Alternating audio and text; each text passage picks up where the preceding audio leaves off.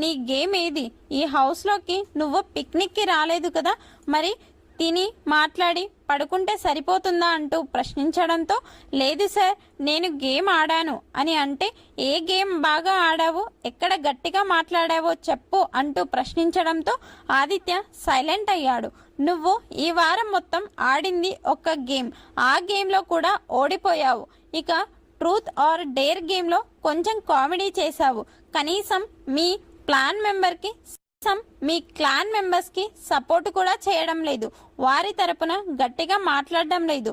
పక్క team members తమ team మెంబర్స్కి ఎలా సపోర్ట్ చేస్తున్నారో గమనించావా అని అడగడంతో, గమనించాను సార్ అని చెప్పాడు. ఆదిత్య, నువ్వు ఇలాగే కొనసాగితే ఈ హౌస్లో ఎక్కువ రోజులు ఉండలేవు, కష్టమే. నీ గేమ్ ఇంకా చాలా ఇంప్రూవ్ అవ్వాలి. ఎవరైనా ఆర్గ్యుమెంట్ చేసే సమయంలో నాకెందుకులే అని నువ్వు పక్కకి తప్పుకుంటున్నావే.